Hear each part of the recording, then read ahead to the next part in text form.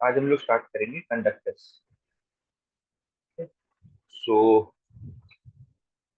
क्या होता है कंडक्टर्स, बता सकते हैं? कंडक्टर्स का what do you know surface about? में सरफेस पे सिर्फ चार्ज रहता है, इनसाइड में नहीं रहता है। वो तो उसकी एक प्रॉपर्टी हो जाएगी। अगर मैं आपसे सिर्फ पूछूं कि what do you understand when we say that something is a conductor, क्या उसके पास मेनली क्या चीज है? चार्ज। क्या मैं ऐसा पूछ सकता हूँ conductor is something which has large number of free electrons? Yes sir. Large number of, so it is something, it has large number of free electron,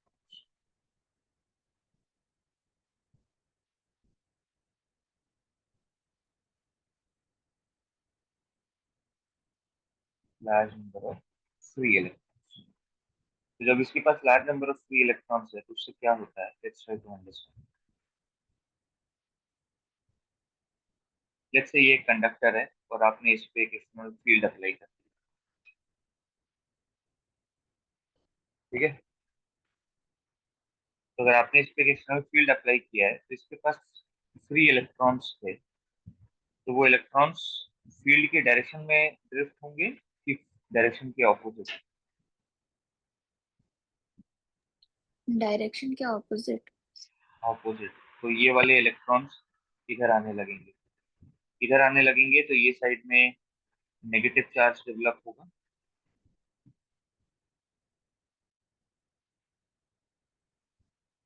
और इलेक्ट्रॉन्स इधर से गए हैं तो इधर पॉजिटिव चार्ज डेवलप होने लगेगा। इसकी वजह से अंदर में एक फील्ड क्रिएट हुआ है, positive to negative. Yes sir. अच्छा, ये फील्ड इसको अपोज करेगा, लेकिन शुरू में तो ये ताकतवर है तो इलेक्ट्रॉन को भेजता रहेगा, लेकिन जैसे जैसे ज्यादा इलेक्ट्रॉन इधर जाता जाएगा ये ज्यादा नेगेटिव होगा, ये ज्यादा पॉजिटिव होगा, तो ये भी स्ट्रॉन्गर होता जाएगा। ये formula yes sir. So E net can be written as E external minus E induced this at steady state.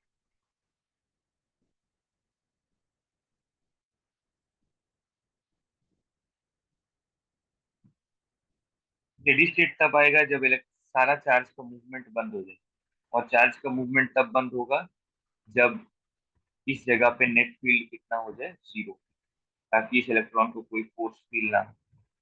तो at steady state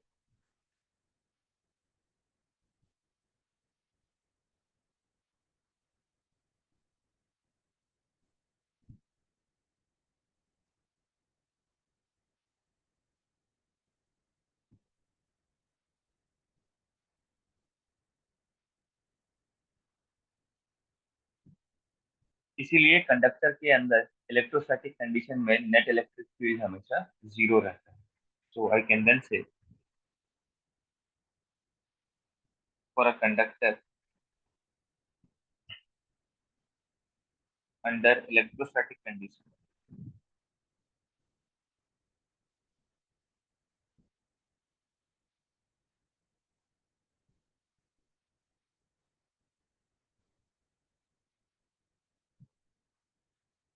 net electric field is zero.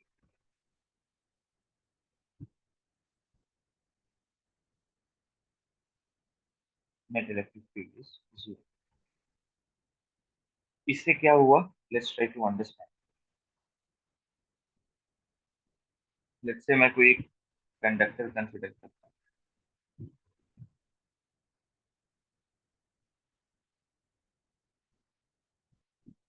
एक पॉइंट ए है और उसका एक दूसरा पॉइंट है बी। मैं ए to be जाता हूँ।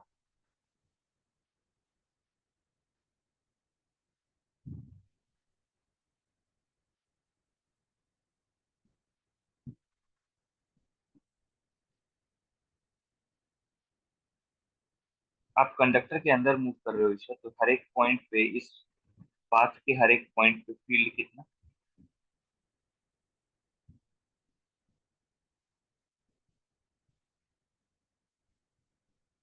जीरो। जीरो, क्योंकि कंडक्टर के अंदर इलेक्ट्रोस्टैटिक कंडीशन में फील्ड होता है जीरो। अगर इस पाथ के हर एक पॉइंट पे फील्ड जीरो है, यानी ई जीरो है, तो ये पूरा इंटीग्रल कितना होगा? जीरो। इसका मतलब है,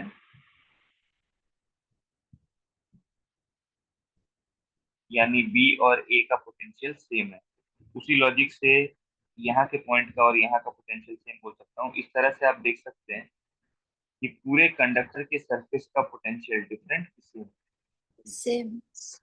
इसीलिए हमारा नेक्स्ट स्टेटमेंट है, surface of the conductor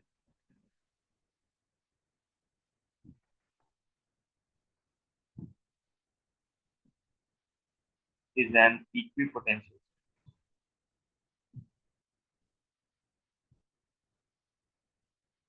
Surface of the conductor is an equipotential surface. जैसे ही ये सरफेस इक्विपोटेंशियल हुआ, हमें एक चीज और पता चल जाएगा।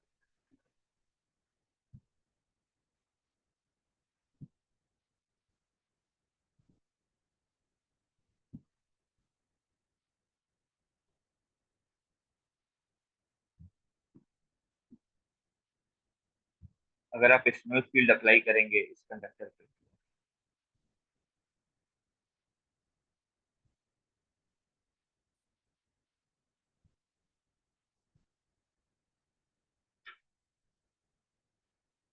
तो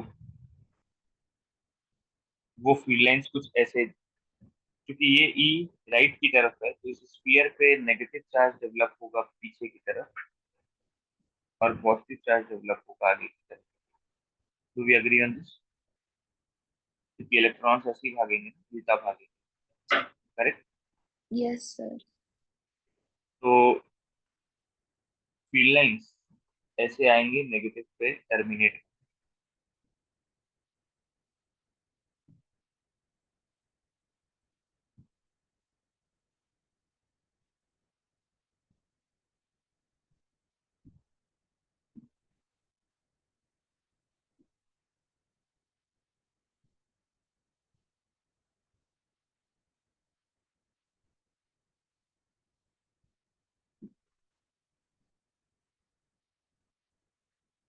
पर इनकी एक खासियत होगी, ये हमेशा सरफेस पे परपेंडिकुलर बनाएंगे। ऐसा क्यों?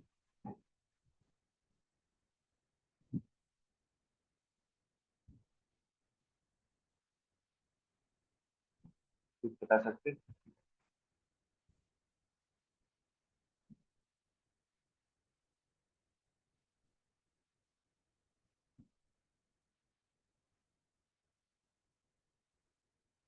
ये स्पेसिफिकली 90 डिग्रीज क्यों क्रिएट कर रहे हैं?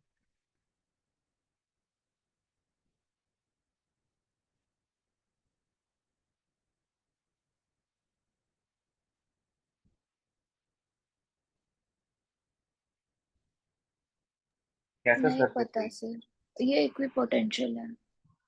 इक्विपोटेंशियल सरफेस के बारे में याद है, हमने एक बात किया था कि field will always be perpendicular to equipotential surface and hence field lines will always be perpendicular to equipotential surface. Remember? Yes sir. इसीलिए ऐसा हो रहा है। So we can say, since surface of the conductor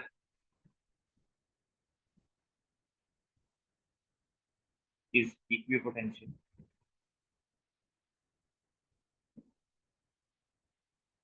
hence field lines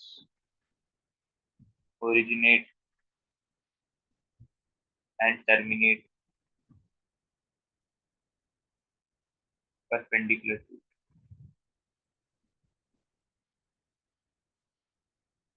perpendicular.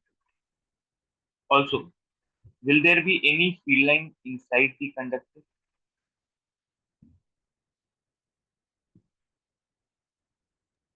No sir. अंदर में E zero है, net field कितना है?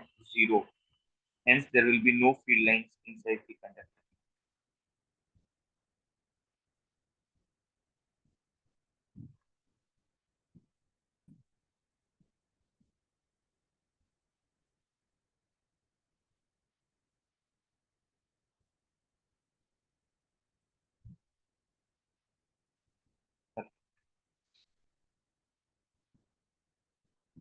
Next,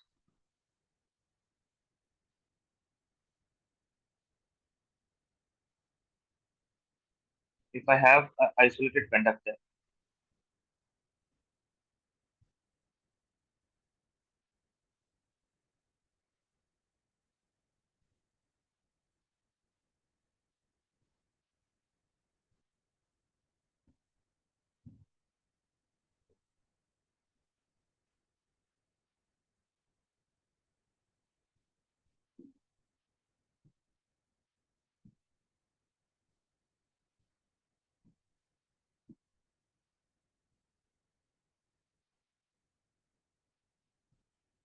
if I have a conductor, it has two surfaces. You can see this is the inner surface,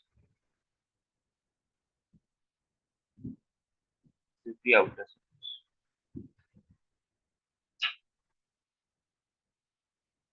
If you give charge to this,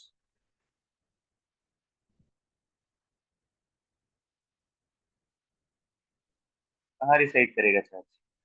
कितना charge inner surface पे जाएगा और कितना charge outer surface पे जाएगा? Isolated system,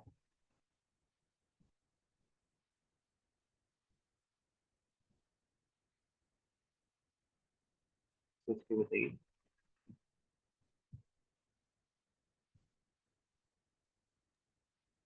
sir magnitude same होगा दोनों का।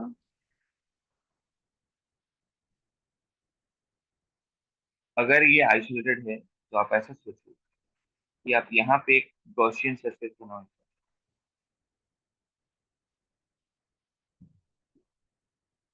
Very close to the outer surface.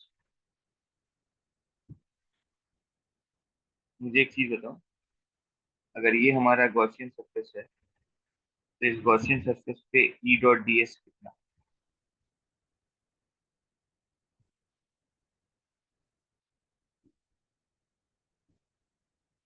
इस गॉसियन सरफेस पे E dot D S, Q by epsilon not, Q enclosed by epsilon not. Conductor के अंदर का पॉइंट है तो इन सारे जगहों पर ई का वैल्यू जीरो है ना, यस सर। तो ई डॉट डी एस भी कितना होगा? जीरो। जीरो। इसका मतलब है Q enclosed by this Gaussian surface should also be zero, correct? Yes इसका सर। मतलब है यहाँ कोई चार्ज रह सकता है कि? No sir. इसका मतलब आपने जो भी चार्ज दिया है वो कहाँ रिसाइड करेगा, इनर सरफेस पे कि आउटर सरफेस आउटर सरफेस। पे?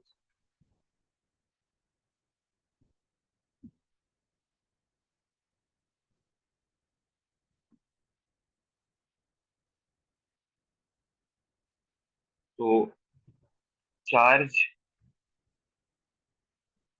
given to an isolated conductor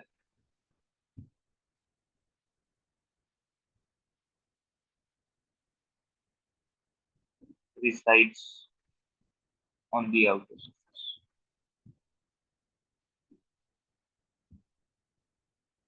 resides on the outer surface.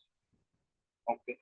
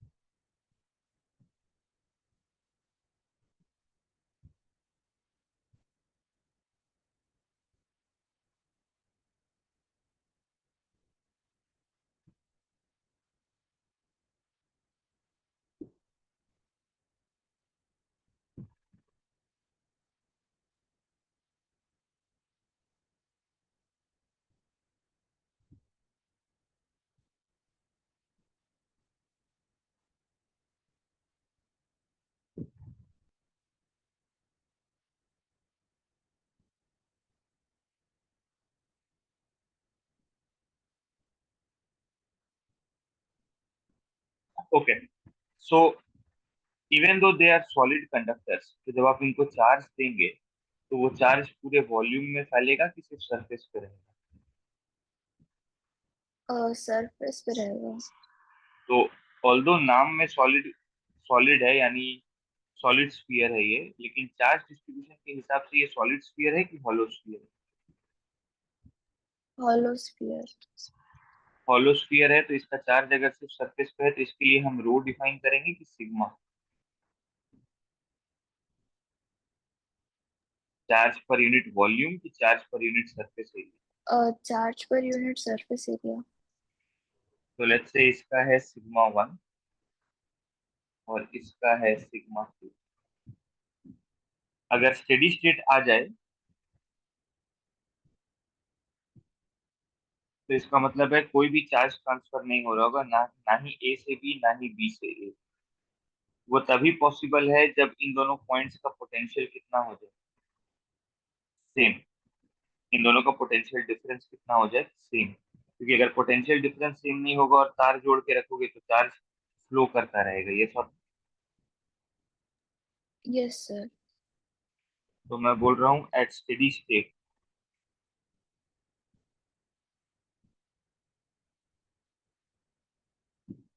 We A equals V B.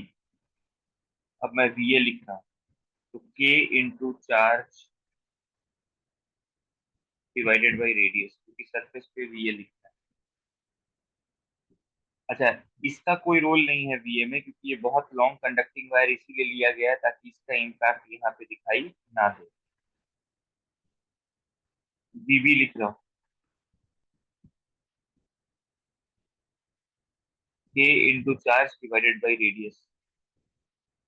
वीए और वीबी लिखने में कोई दिक्कत हो तो बताइए। क्लियर है?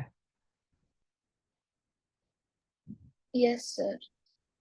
के Q divided by radius, K Q divided by radius. अगर आप इसको सॉल्व करेंगे तो ये बनेगा sigma into R, sigma 2 into R. तो ये बनेगा,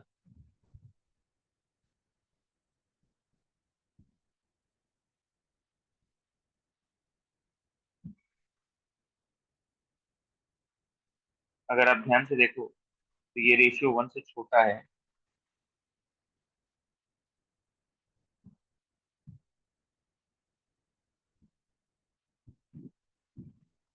दोनों स्फीयर्स का सरफेस चार्ज डेंसिटी सेम है कि different?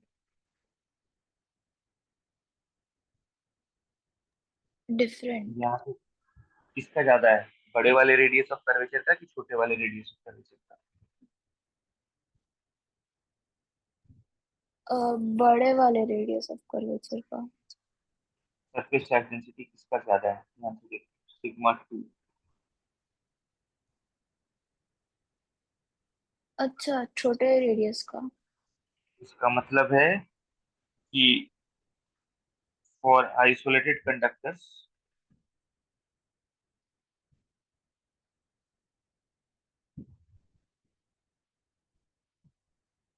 surface charge density is inversely proportional to radius of curvature of the surface. Yes or no? Yes, sir.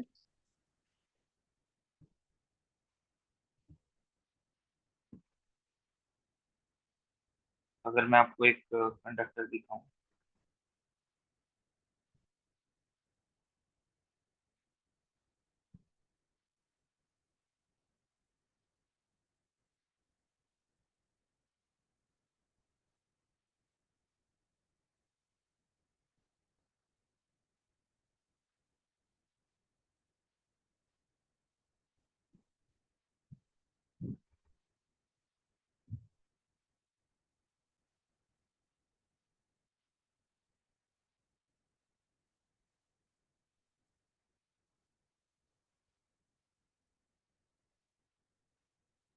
अगर आप ध्यान से देखें तो ए का जो सरफेस है वो एक इस स्फीयर का पार्ट है, जबकि बी का सरफेस इस दूसरे स्फीयर का पार्ट है। क्या लगता है आपको, अगर मैं आपसे पूछूं कि सरफेस चार्ज डेंसिटी कहाँ ज्यादा होगा तो क्या जवाब दोगे, ए पे कि बी पे?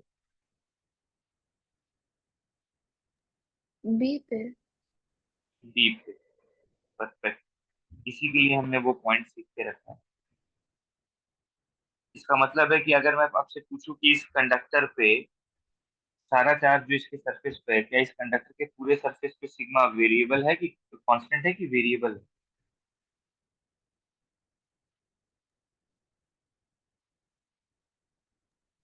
कांस्टेंट। ध्यान से।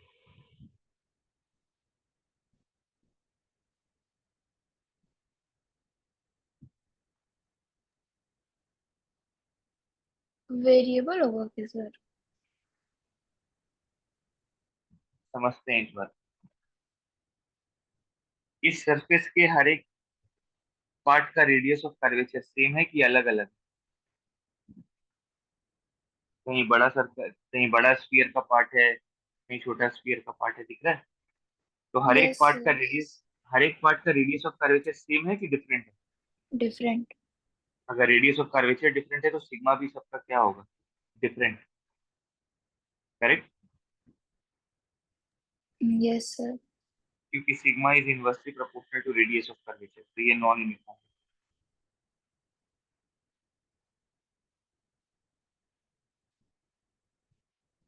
अच्छा, स्फीयर के केस में कैसा होगा? अगर एक स्फीयर है, मेटालिक स्फीयर, इसमें यूनिफॉर्म होगा। क्योंकि इसके सरफेस के हर एक पार्ट का रेडियस ऑफ कर्वेचर कैसा है? यूनिफॉर्म। तो हियर सिग्मा इज,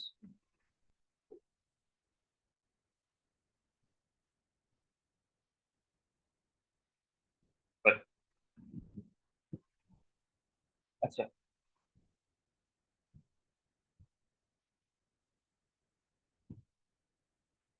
एक कंडक्टर है,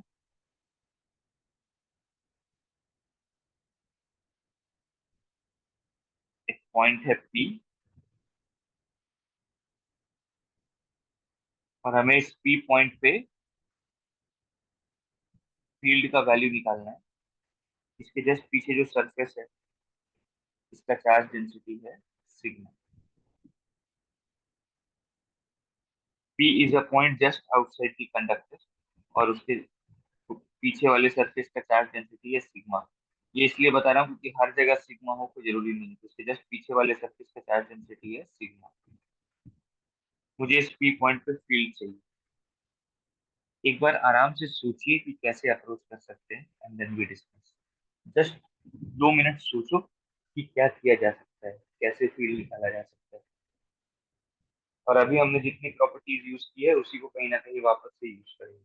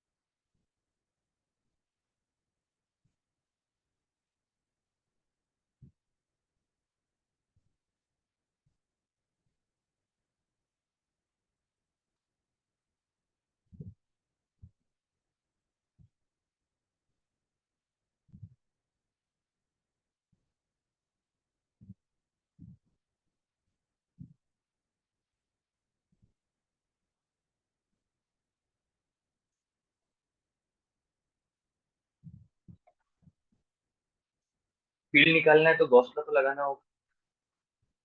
यस सर। करेक्ट। थोड़ा सा इस चीज को मैग्नीफाई करते हैं। इस चीज को अगर मैग्नीफाई करोगे तो आपको दिखेगा वहां एक सरफेस है, और वो पॉइंट पी यहाँ पर।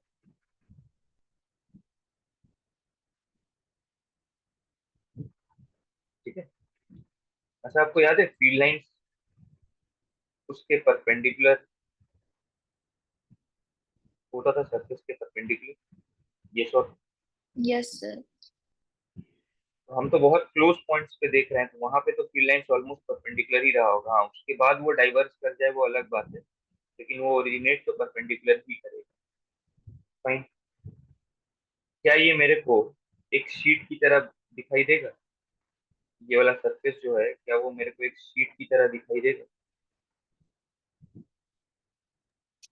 Yes sir. और मेरा पॉइंट पी है यहाँ पे, तो हम मेरे पॉइंट पी से होता हुआ एक क्यूबॉइड बना लेते हैं।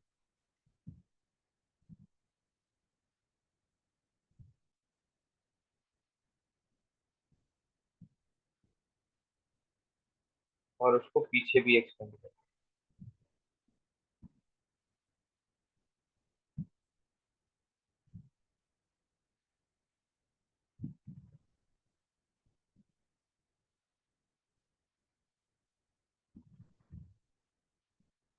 इतना चार्ज मैंने इनक्लोज किया है, जो कि अगर ये क्रॉस सेक्शनल एरिया ए है,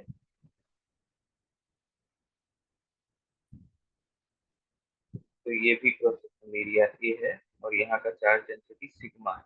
हमने पहले ही बात की थी कि उस पॉइंट पी के पीछे जो भी शीट है उसका चार्ज डेंसिटी सिग्मा है। अच्छा, मुझे एक बात बताओ, अगर मैं इस क्यूबॉइड के थ्रू फ्लक्स निकालना चाहूँ, फ्लक्स, और मैं मान लूं कि यहाँ पे फील्ड ई है,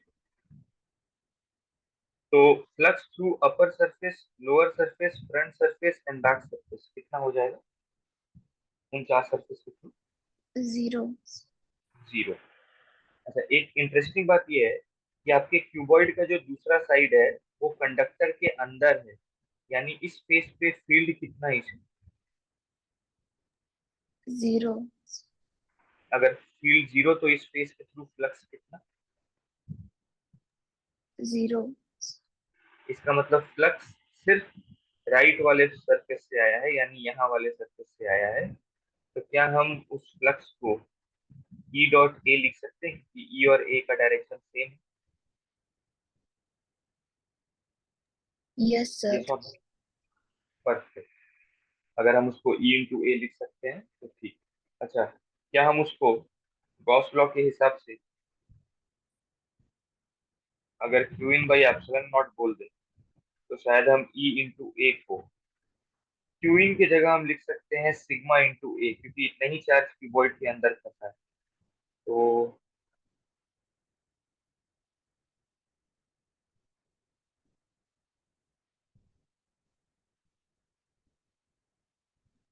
सर पर वो Q N by epsilon naught तो पूरा, लाइक पूरा क्यूबॉइड के थ्रू जा रहा है ना, तो इसमें बाई सिक्स भी नहीं होगा। नहीं, क्योंकि हमने पूरे क्यूबॉइड का ही फ्लक्स लिखा है, यहाँ एक सरफेस का लिखा है कि पूरे क्यूबॉइड का। पूरा क्यूबॉइड का। और पूरा क्यूबॉइड का 5 सरफेस के थ्रू फ्लक्स जीरो है, तो जो उसके एक सरफेस के थ्रू फ्लक्स है वही उसका टोटल फ्लक्स है। ये sorry. Yes sir. So this is the field just outside the, and remember we are talking about magnitude. Take magnitude from here.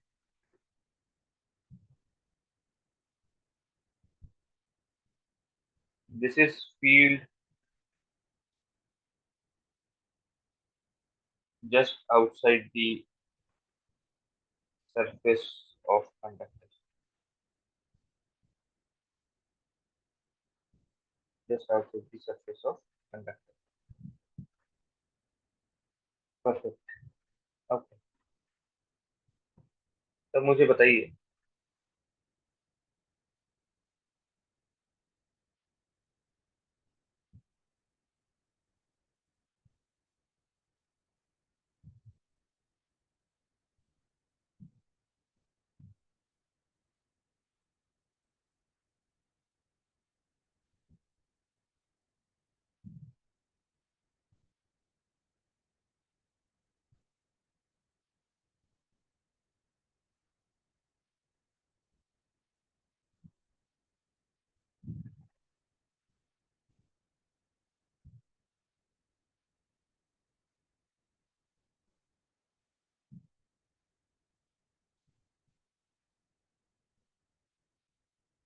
कौन बड़ा होगा इसे? फील्ड एट ए की field at B. Isolated conductor है, उसको charge दिया गया है। दो पॉइंट्स हैं जस्ट आउटसाइड द कंडक्टर, एक ए पे एक बी पे।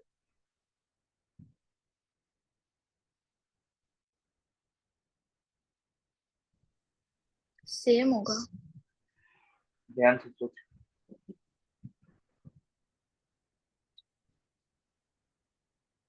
सर एक का चार्ज डेंसिटी ज्यादा और एक का एरिया ज्यादा। मेरे को तो कहीं भी यहाँ पे एरिया दिख रहा है क्या? चार्ज डेंसिटी ही है। एरिया है कि कैंसिल आउट कर दिया? कैंसिल आउट कर दिया। ठीक है। तो आप बस एक चीज देखोगे कि इसका सरफेस का जो पार्ट है वो इस स्फीयर का पार्ट है और ये इस स्फीयर का part. You will then claim, I think, sigma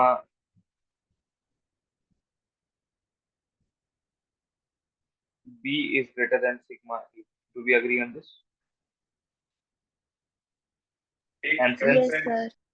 and since E is proportional to sigma,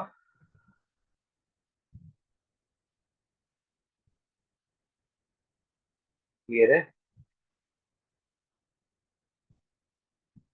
yes sir. right? So this is how you use the result of sigma, and you use that just outside the conductor field is sigma by epsilon naught. Perfect.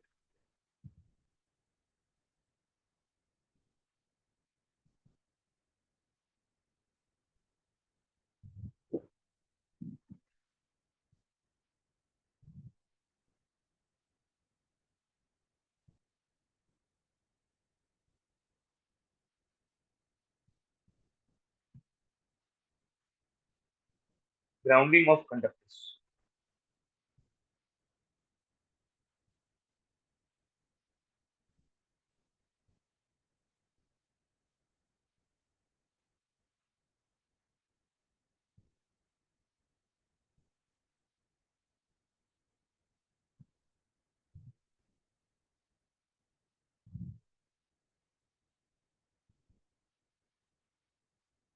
This is the symbol of grounding.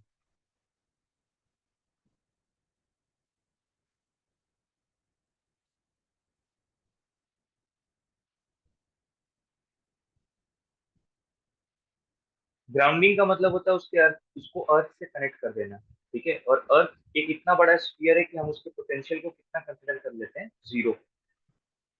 So potential of earth is taken as zero.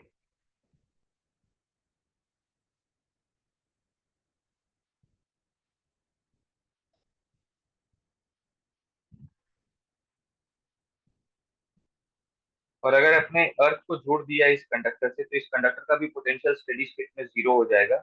मतलब इसका potential of the conductor also becomes zero. अगर आप किसी भी conductor को ground कर देते हैं तो उसका पोटेंशियल कितना हो जाएगा, zero. To be agree on this? Yes sir. So potential of a grounded conductor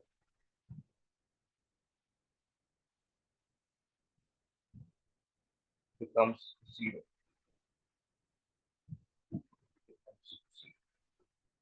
Okay, let's now understand charge distribution.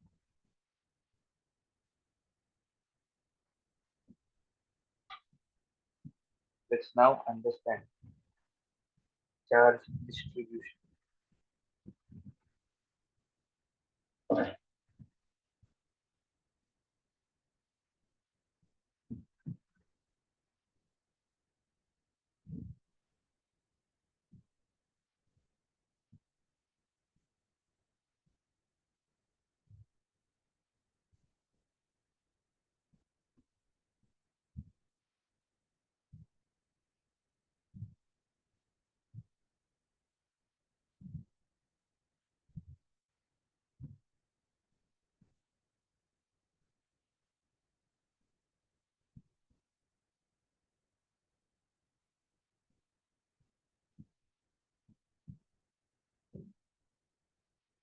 Let's say ये मेटालिक शेल्स है Isha, these both of these are metallic shells.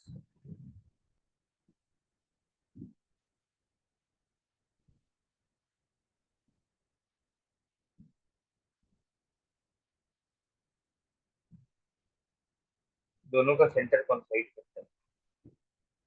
Total कितने surface होंगे charge distribution के लिए, कितने surfaces बने हैं?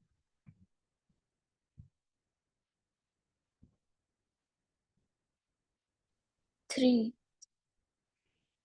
ध्यान से देखिए, 3 की 4। सर इसके पहले आप वो एक गॉसियन सरफेस बना के बोले थे ना कि वो उसमें इनसाइड पॉइंट में नहीं रहेगा चार्ज। वो नहीं रहेगा तो अपन उसको जीरो बोल देंगे, लेकिन इन्वेस्टिगेट तो 4 सरफेस को करना होगा ना। अच्छा, तो फिर 4 ठीक है, सरफेसेस। 4 सरफेसेस हैं। इनर 1 2 3 4। फाइन। चलो, अब प्रोसेस देखते हैं। अगर मैं यहाँ एक गॉसियन सरफेस बनाऊं, एक जीएस बनाऊं,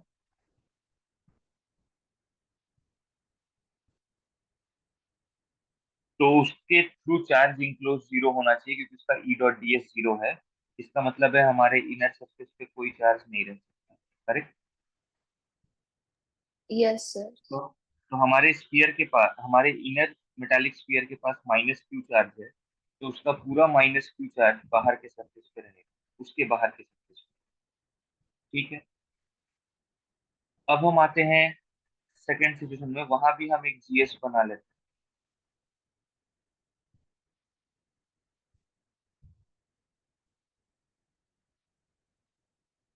और इस जीएस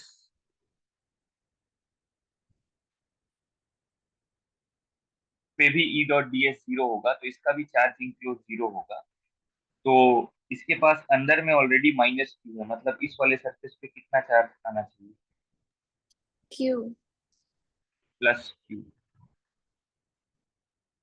और अगर इस पे प्लस क्यू आया और टोटल इसके पास 2 क्यू था, तो इसके बाहर वाले सरफेस पे कितना रहेगा? Plus Q. This is the charge distribution, right? This is how we do charge distribution. Are we clear with this? Yes sir. Right. तो एक क्वेश्चन करते हैं इसके ऊपर।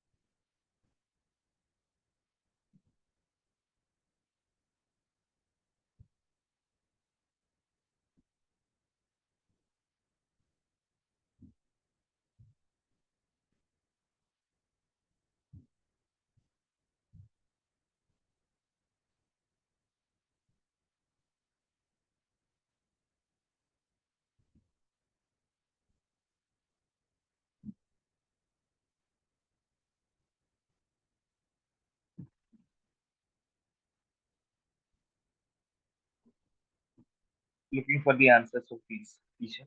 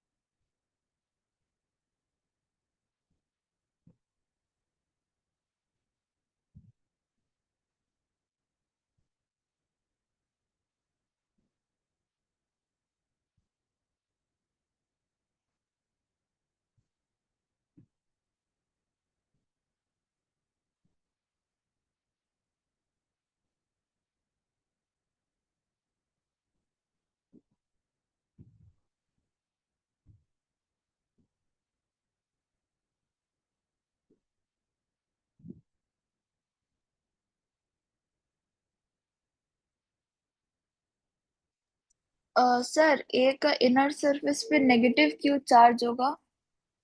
परफेक्ट। उसके आउटर सरफेस में भी नेगेटिव क्यू। परफेक्ट।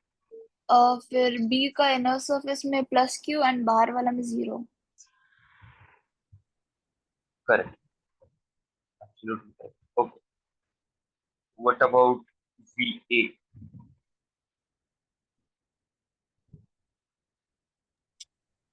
वी होगा negative Q by R, K Q by R. Okay, let's quickly check that up.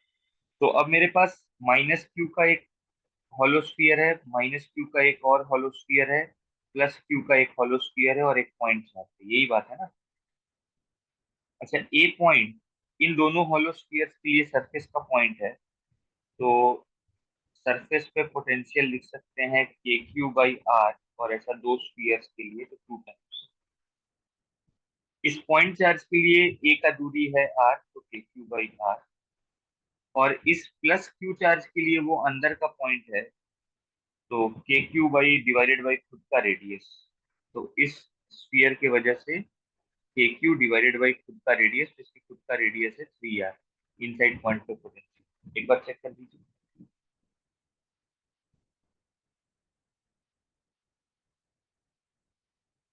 Minus Q की वजह से ए पे सरफेस का पॉइंट है, यस तो ये सर। वाला कितना आएगा, ये सॉल्व करके बता दीजिए।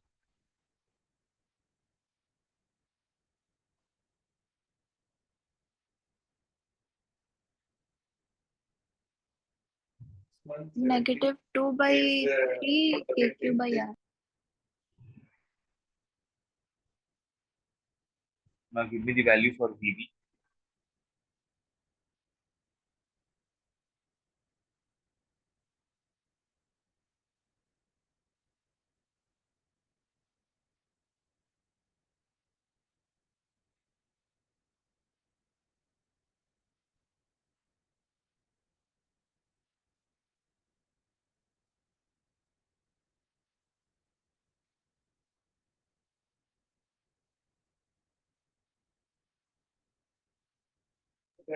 सेम होगा सर। नहीं, देखो ध्यान से। Q की वजह से B पॉइंट पे लिखोगे तो के क्यू बाई 3 आर, इन दोनों माइनस क्यू अच्छा के सर, लिए एक मिनट फिर से कर रहे, एरिया में गलत है। चेक करना।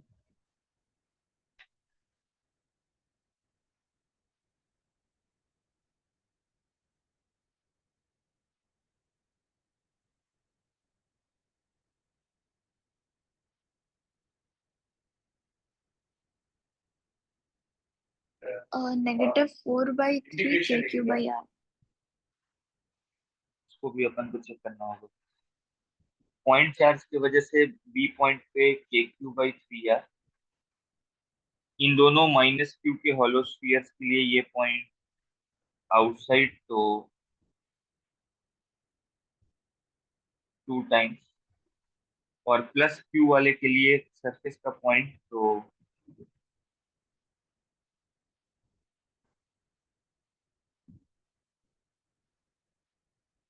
कितना?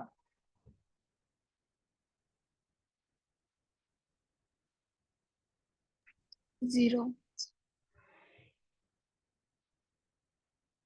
ठीक है।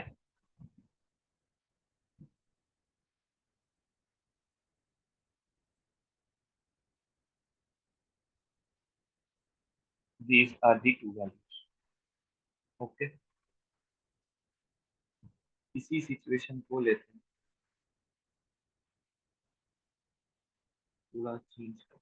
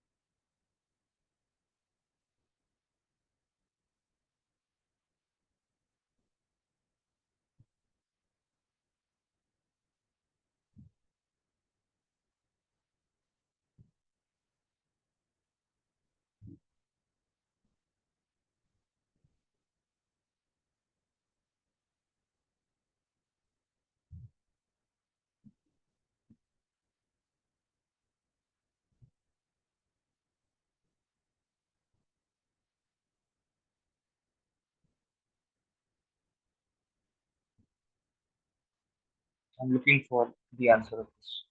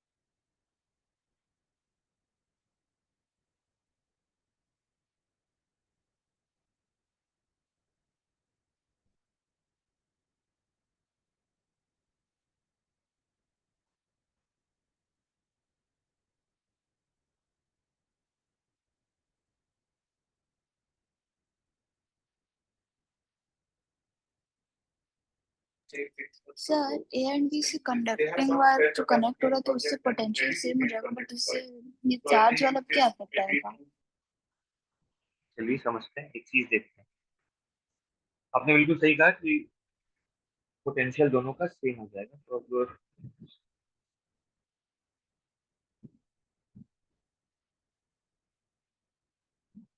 अब आप ध्यान से सोचो कि जब आपने कनेक्ट कर दिया तो हो सकता है चार्ज ए से बी फ्लो कर जाए या बी से ए फ्लो कर जाए।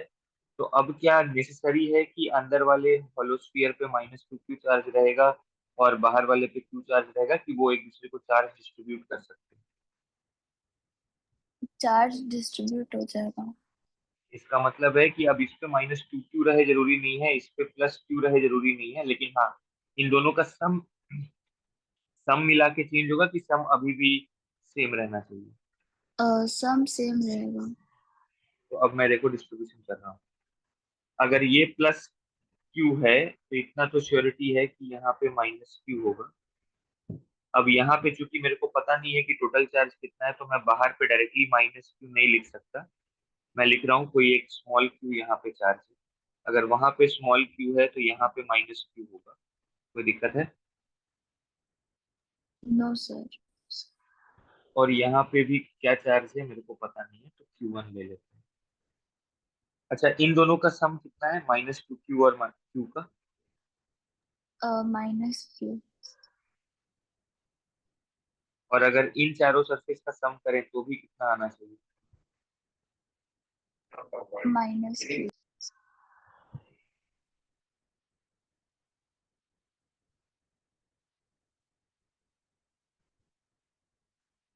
यानी Q1 का वैल्यू मिल गया मेरे को 0।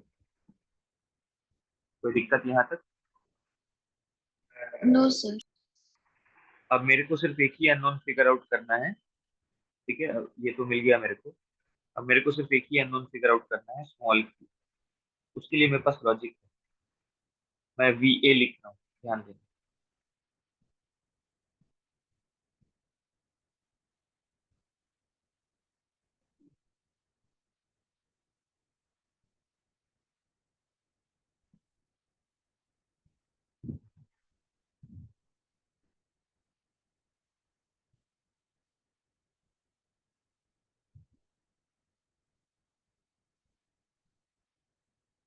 Is this VA correct?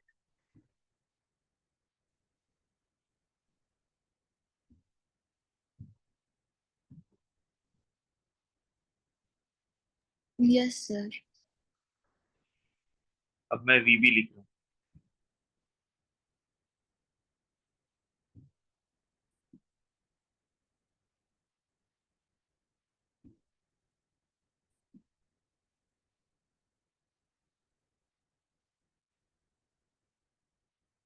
एक बार चेक करिए। VB।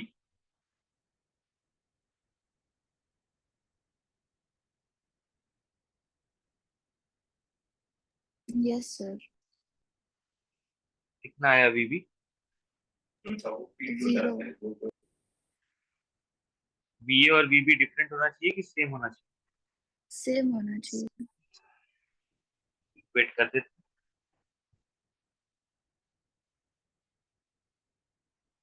यानी Q भी कितना होना चाहिए?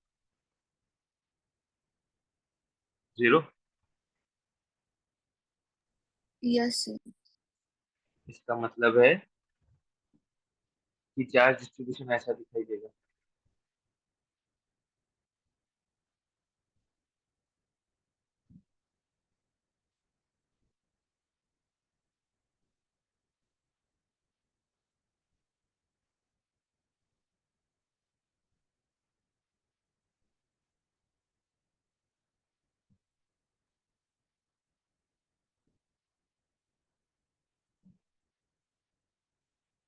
This is the charge distribution. Agreed? Yes sir. Perfect.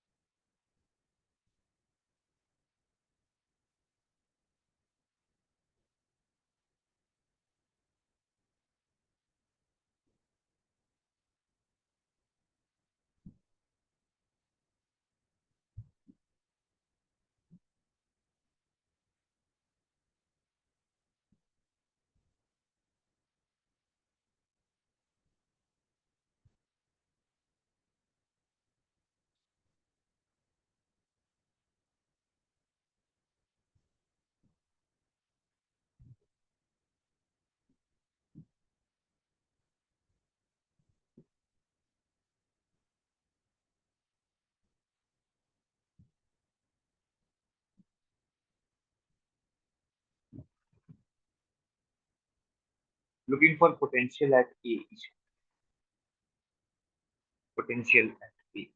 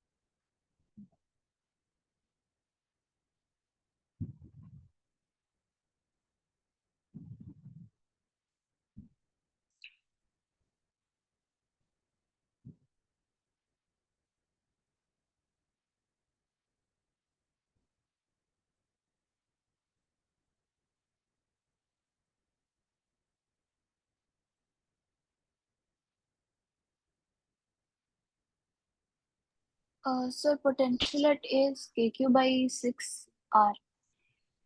Perfect. तो यहाँ पे चार्ज डिस्ट्रीब्यूशन शायद आपने क्रैक कर लिया कि अंदर -Q और बाहर सरफेस पे भी -Q, करेक्ट? Yes, sir. तो क्यू चार्ज, पॉइंट चार्ज की वजह से ए पे पोटेंशियल अगर लिखूंगा तो लिखूंगा KQ/R। ये वाला -Q का जो स्फीयर है उसके लिए ए एक इनसाइड पॉइंट है, तो पोटेंशियल होगा K into charge divided by खुद का रेडियस। और बाहर वाले के लिए भी वो इनसाइड पॉइंट है, तो K into charge divided by खुद का रेडियस। इसको अगर आप सॉल्व करेंगे तो this will turn out to be KQ/6। मैं यही बताना चाह रहा था कि इस बार आप देखेंगे तो ये जो दो स्फीयर्स बने हैं इनका रेडियस सेम है कि डिफरेंट? रेडियस डिफरेंट है। डिफरेंट है क्योंकि इस बार हमारा मेटल जो है वो थिन नहीं है। थिन हॉलो स्फीयर होता है तो इनर और आउटर सरफेस दोनों का रेडियस सेम होता है, लेकिन अगर थिक होगा तो इनर और आउटर सरफेस का रेडियस अलग अलग होगा और आपको उसी हिसाब से लिखना पड़ेगा। Are we clear with this? Yes, sir. Perfect. आज यहीं तक रखते हैं इसे, अगले क्लास में इसको कंटिन्यू करेंगे। ठीक है। Okay, sir. ओके।